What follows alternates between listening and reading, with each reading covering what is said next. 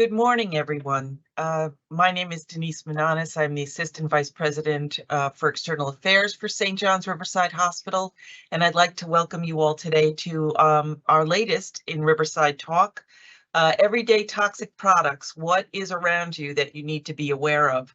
Before we begin today, though, I would very much like to thank my staff, Jason Latour, Nancy Nabi, and Candace Cousins-Hopkins, without whom we could not put these presentations together.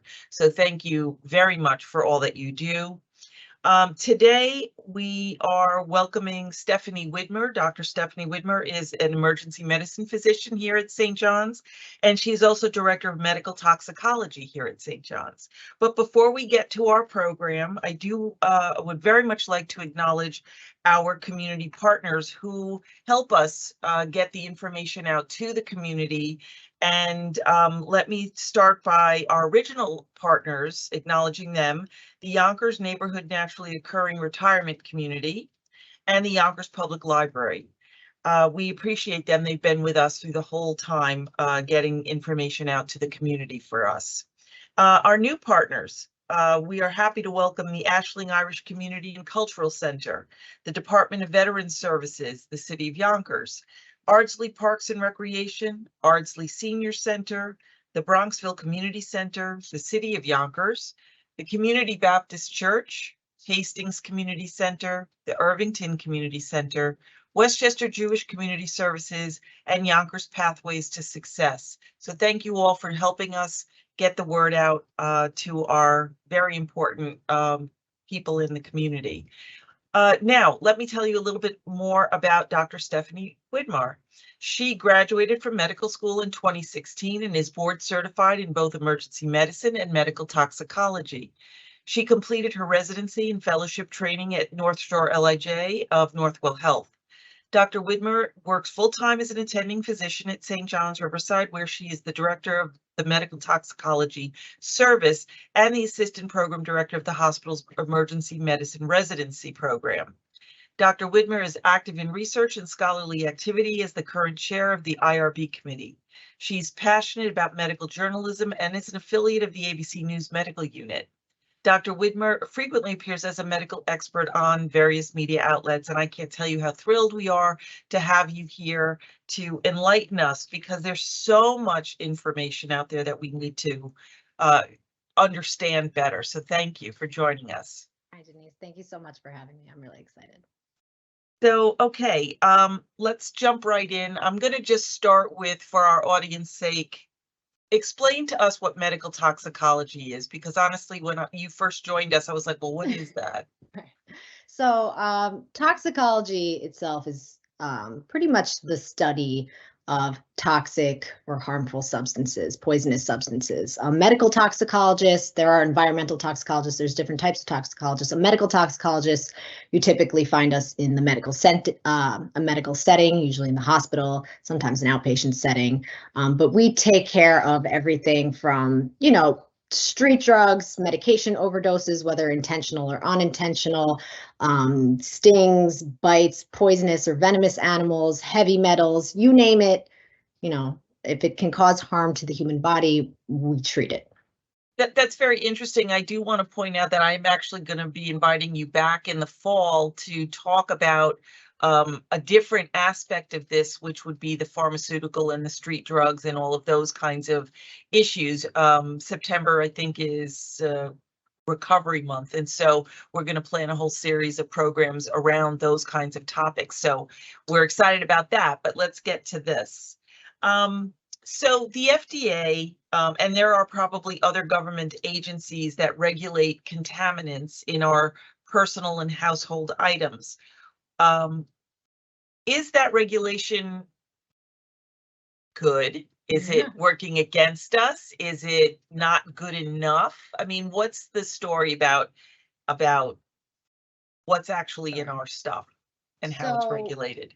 There are tons of regulatory agencies and organizations. There's the FDA, there's the EPA, there are, work, environment related, NIOSH, OSHA, there's tons.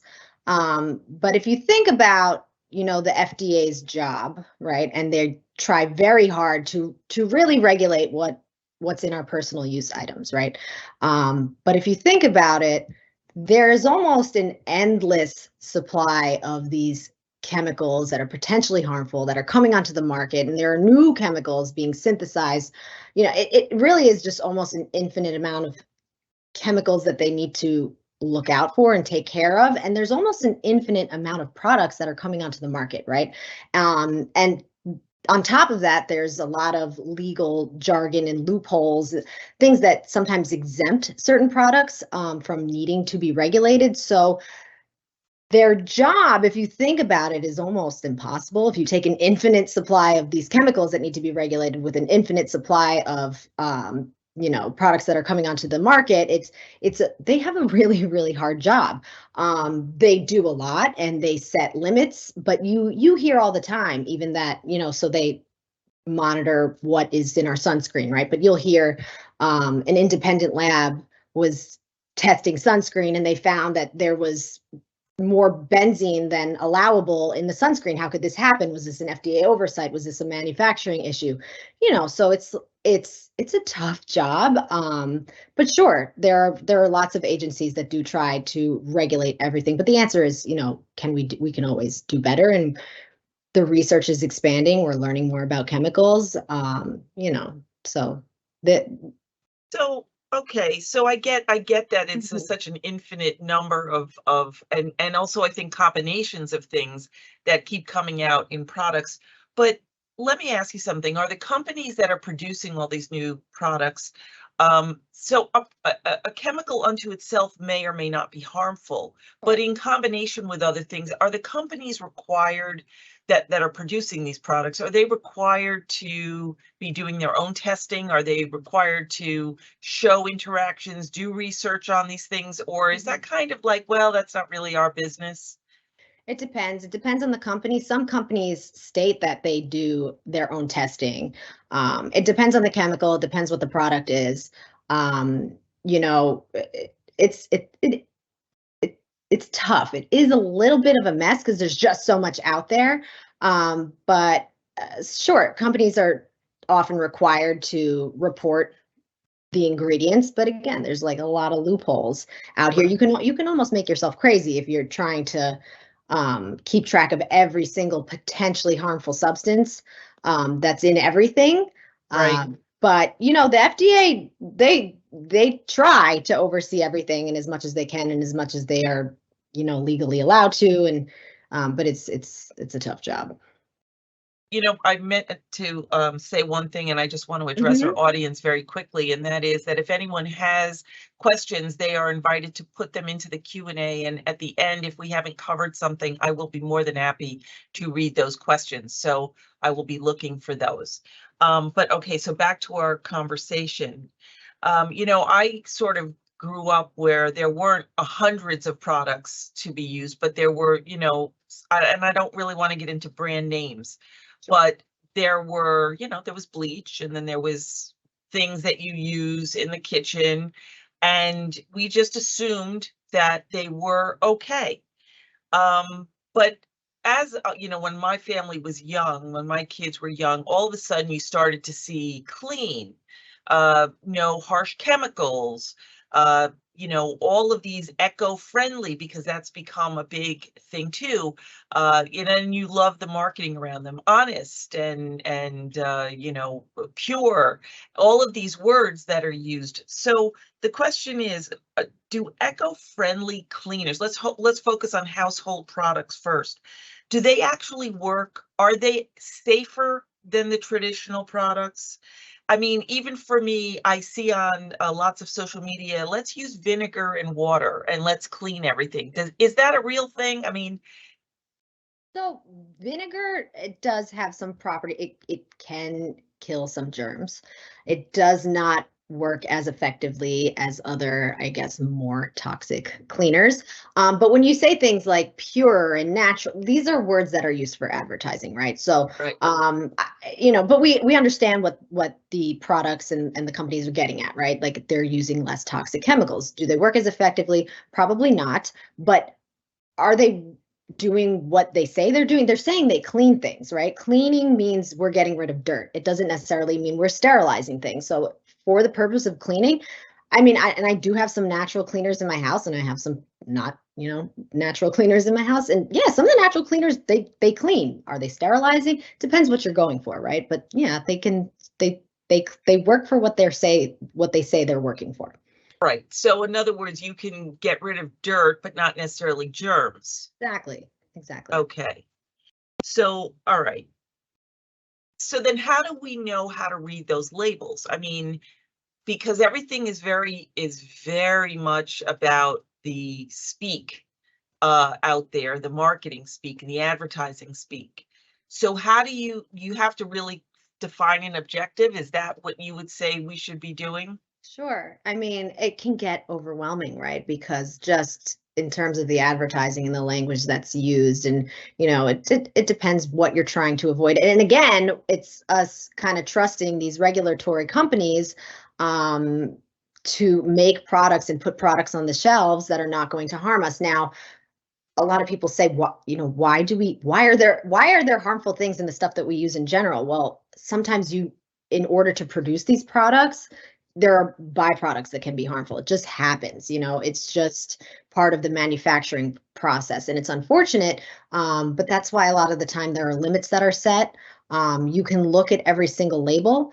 Right. But really, my advice, and I'll probably repeat this multiple times throughout our conversation, but to do things in moderation, to protect yourself as much as you can. But we live in unfortunately, like a toxic world, and you can't completely eliminate, harmful substances from our everyday surroundings. So if you want to use some of the more traditional, maybe the things that actually do get rid of the germs, that's would be okay in moderation. But then I'm wondering about self-protection.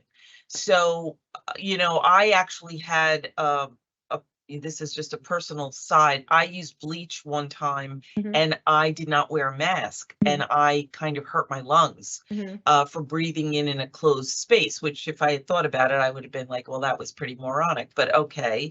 But do you recommend, even just in general, for those kinds of cleaners, to use gloves, masks, other kinds of self-protection?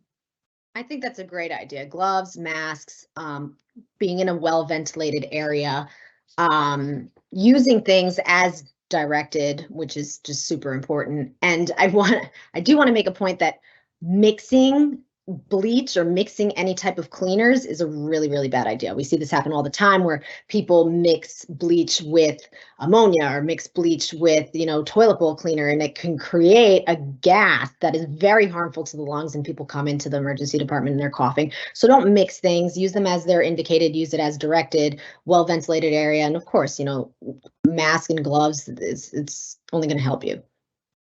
So I'm going to put you on the spot. Do you Sure. know of any of the natural products that actually do effectively clean and disinfect the way a bleach would?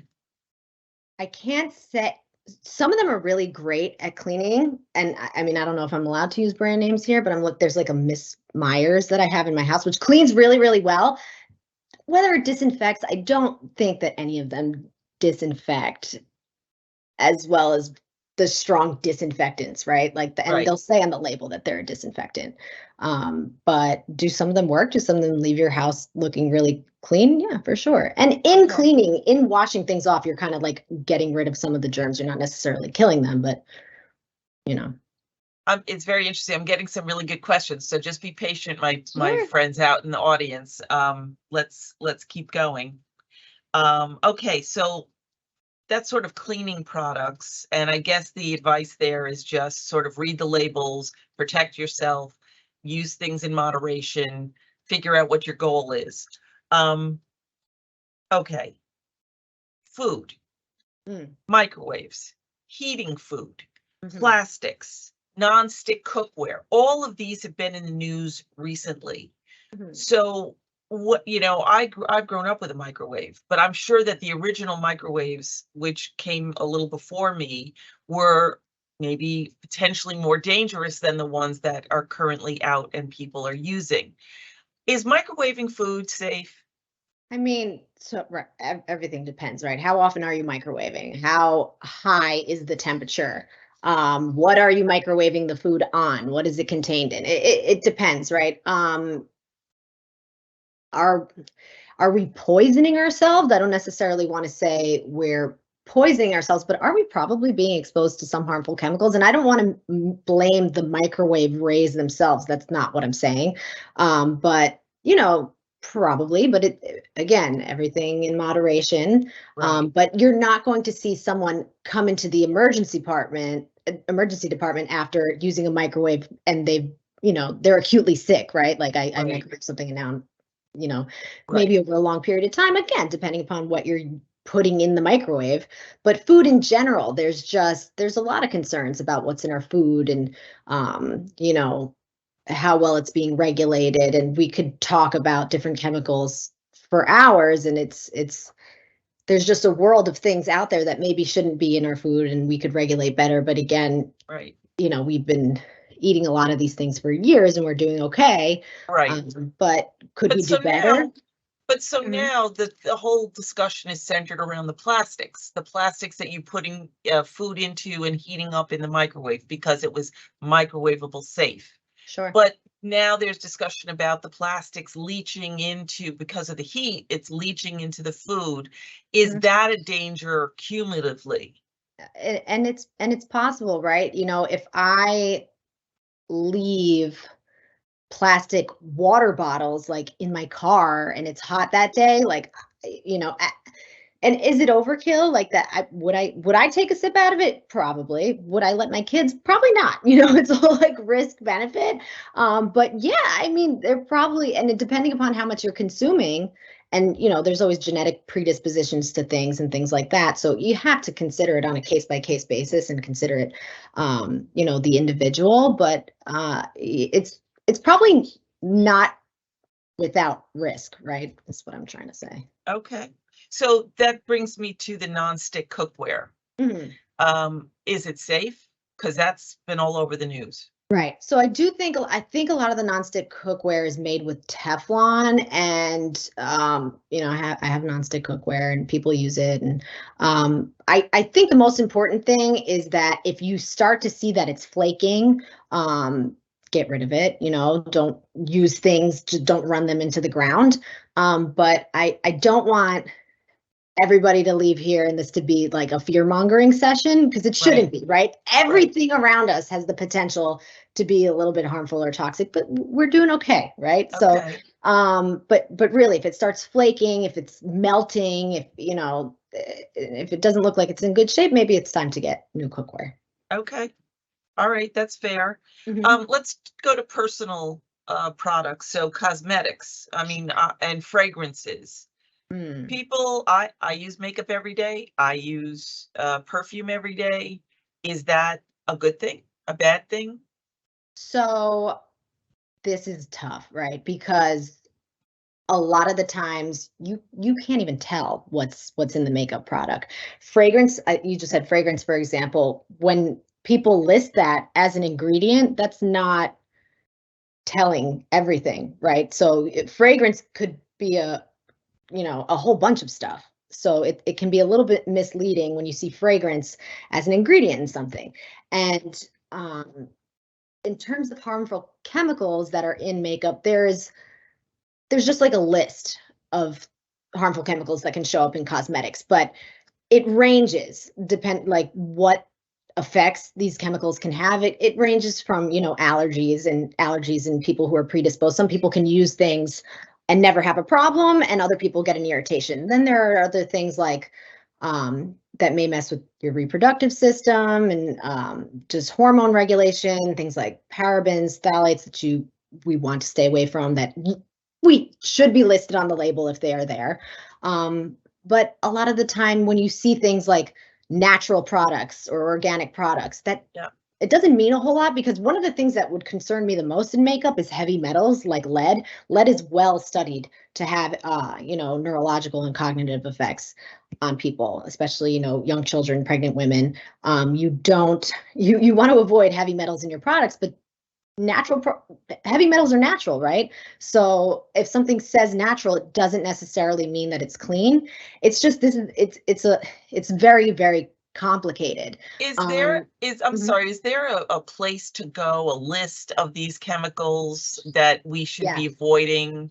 So, and again, you don't have to just avoid everything like the plague because you'll make yourself crazy, but using things in moderation, and it's probably very small amounts. But if you are interested, and I have no affiliation with this website, but there's safecosmetics.org, and they list a ton of these chemicals on their website.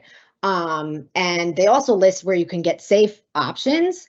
And they tell you a lot of information about the chemicals. Is there a risk here of a little bit of allergy or irritation, or are we concerned that this chemical causes cancer? Right, it's a spectrum. So there's a lot of information on that website. And they also list, there are apps that you can download that you can like scan the barcode on some things and it'll tell you what's in it. And if so there are people who are looking into this stuff and really want to regulate it and keep people safe, which is great. Now, if you ask me if like all my whole makeup collection is all clean and natural, and have I looked at the ingredients on everything? No, because you can't make yourself nuts. But yeah, I mean, there are safe options out there, and it's just important that you don't look at every chemical and say, oh, this is going to kill me. So again, even with certain case. amount of chemicals, there's Sure. moderation that needs to be Always. Considered. Okay. Right. All right. So another big one is deodorant, antiperspirant. Antiperspirants usually have aluminum. That's what stops the wetness. Are there other products? Because I think most people have read about the link to Alzheimer's disease and dementia because of the aluminum, and you wear it every day, and that's so people are nervous. But now everyone's walking around and they smell okay, but they're wet. Right. So is there another? What's the story there? So the concern with aluminum, you can certainly experience toxic effects from high loads of aluminum. And usually they are neurotoxic effects. They are reversible in the acute setting. We can treat it, but there has been concern that maybe does exposure to aluminum over a long period of time cause Alzheimer's and things like that. And of course, this is not proven.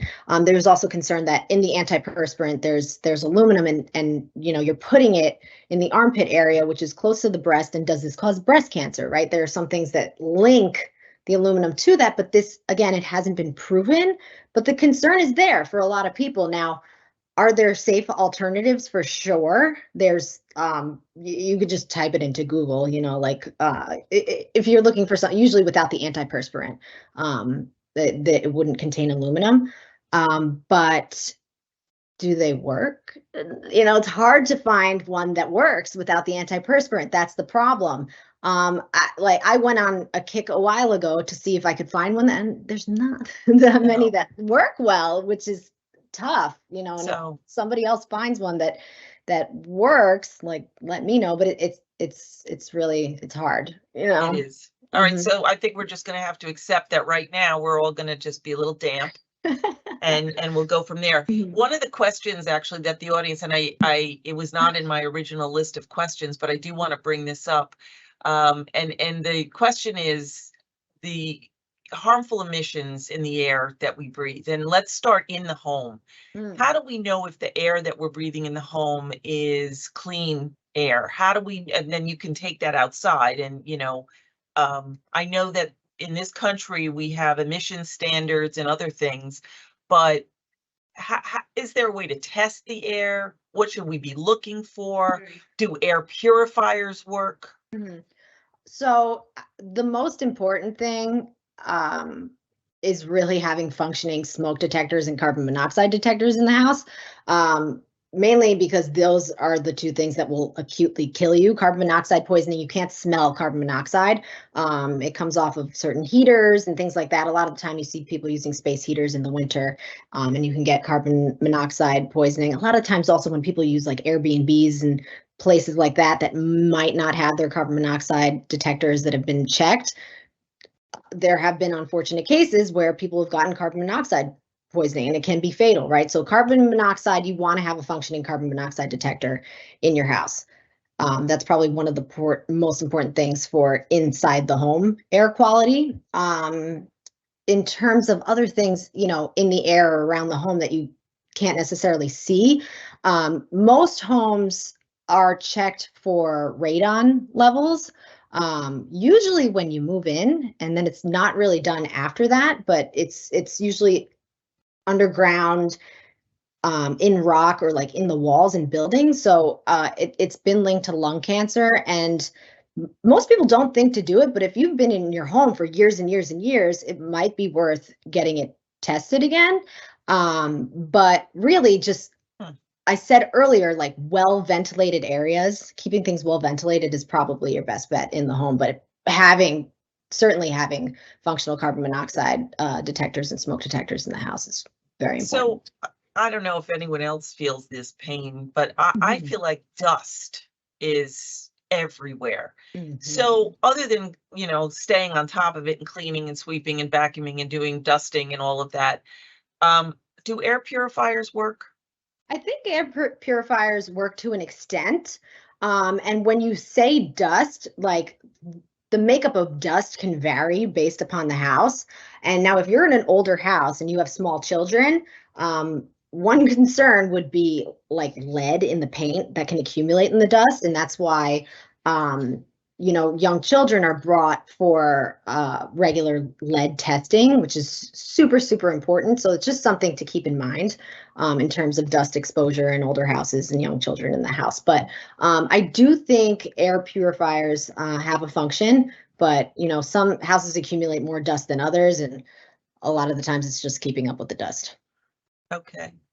I want to go to this other question that came in before Sure. I go to our food questions. So it's interesting this gentleman writes in that a lot of our decisions about using non-toxic products depend on the financial cost. So when you see the clean, the clear, the pure, the eco-friendly, they are more expensive, organic, more expensive, right? So this person says we need a new mattress, but so is getting one without the fireproofing chemicals worth the cost? Or is it not really dangerous to get these conventional or foam mattresses with the ubiquitous chemicals? Because those all come with chemicals. Are those dangerous? I mean, and they're expensive. Right. So this, this depends on the individual person and what we're shopping for, what the product is, but this becomes a whole social issue, right? Sometimes the cleaner or, are more expensive, and some people can't afford that. This becomes a very complex social issue, and but looking at certain products, you have to look at what works best for you and what you're really looking to get out of that product. I didn't entirely understand the part about the mattress and the. So if you look at the foam mattresses now, they're all chemicals, right? They say you the first 24 hours they smell. Right. When you open them up, they have an odor. I mean, I've been down this road myself. They also, a lot of the mattresses have fireproofing retardants. Right. As a lot of kids' pajamas have. Sure. Are those? I mean, what? Right. You're putting that. You're sleeping on it. You're sleeping in it. And I've thought about this, and depending upon what the chemicals are, and sitting and weighing risk benefit, it's what are we being sold here? Is this really necessary? And do I really want to be laying on something that is and I just, not to instill fear in everybody, but a lot of the time, some of these components of products, there are proprietary supplements where we don't know exactly what it is, right? So because it's a proprietary supplement, they don't necessarily have to list what it is. So it smells funny, and there's a concern, and we raise an eyebrow, and I can't even help because I don't know what is in the product, right? So that's also another issue. So it's really risk benefit. Do we need this? And does it seem safe? Kind of have to use your best judgment sometimes. So if you think that you're somebody who has sensitivities, or you've developed things over time, then maybe those chemicals might not be the right way to go, right? For that protection, or for that choice in mattress. If they want the foam, I know the foam mattresses are big ones that have a lot of those chemicals and that smell initially. So I guess, your advice is good. You got to kind of look and see who you are yourself and just see what you're reacting to. Right. Which does bring me to food and what we react to. And that whole idea of buying organic is better. So is it really better?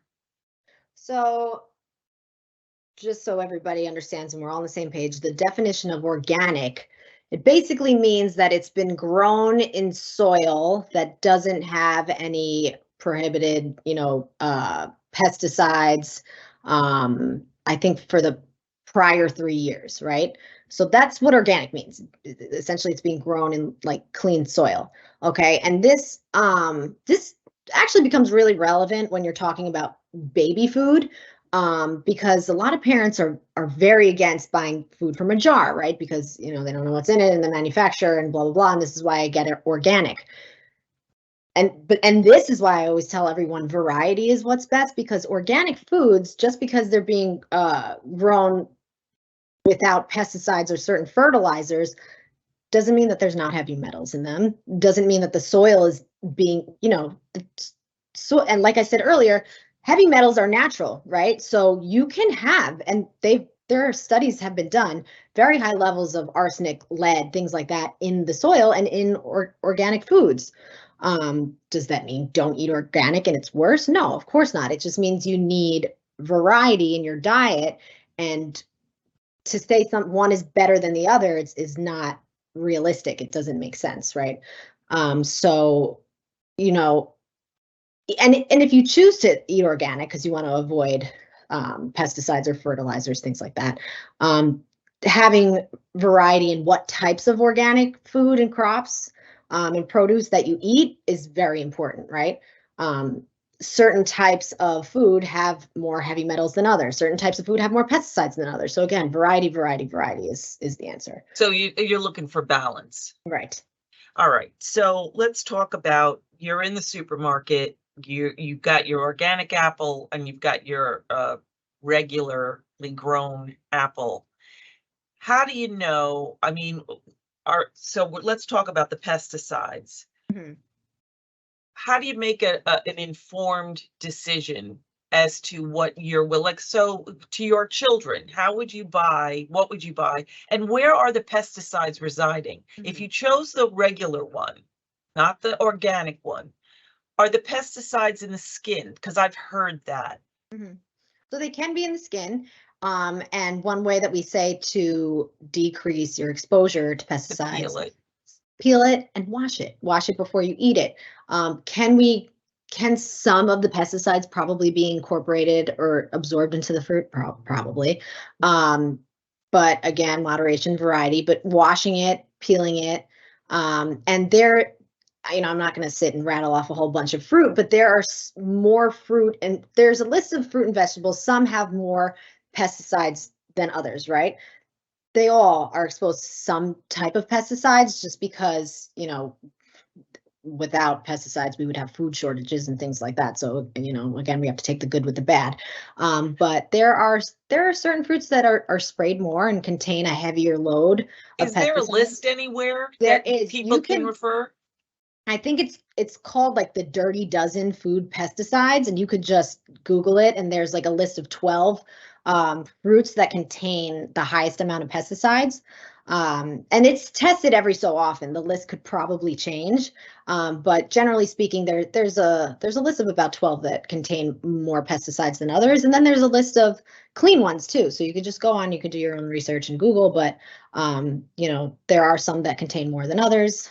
It's usually the ones that we like more, but it's interesting to me because I just read that if you use in a recipe certain herbs, that they naturally have arsenic and other heavy metals. And so if you're using a certain quantity of these in one dose, you might be using too much. That's for sure.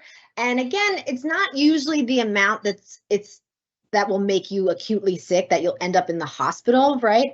But we're concerned that over time, repetitive use of all of this can lead to problems down the line. Well, so that's that actually brings me to my last oh, well, no, I have two, but this one is a natural extension of that. Everybody has allergies now. I grew up, I never had allergies. Am I getting allergies because I've been exposed to things, pesticides, chemicals over all these years that has changed my ability to deal with the universe out there? So I've heard that before. I don't know if that's been clinically proven Okay. in research, but are people, so the question is, what came first, the chicken or the egg? Are people predisposed and, things are irritating them, or are the pesticides weakening our allergy and immune system in some way? It's hard to say. Again, it's just us, the world doing better, limiting the amount of things that we're being exposed to, and hopefully we're getting better over time. Okay, and then the other thing, I wanted to go back to those things that are in the food, the arsenic, the lead, that naturally occurring things in the world. How do you know if you've had too much? What are the signs? What would you feel? Like, I remember MSG being in Chinese food when I was very young and having an immediate reaction to it. But that seems like that was something that kind of worked itself out. You drank a lot of water, it flushes out of your system. But the poisoning from arsenic or lead or the things that are naturally occurring in foods, how do you know that you're having reactions? So the problem is, massive acute heavy metal poisoning looks a lot different than chronic low dose over time poisoning. And sometimes it's hard to tell, is this from what I've been eating?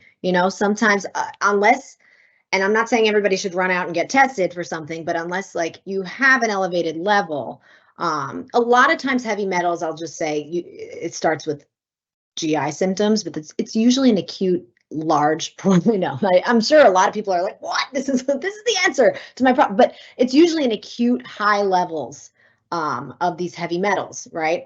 But over time, some of these heavy metals cause neurologic symptoms. It's much more vague and insidious than that. So it's really hard to tell if that's what is going on. And a lot of times you can't really point a finger to that. The research is lacking.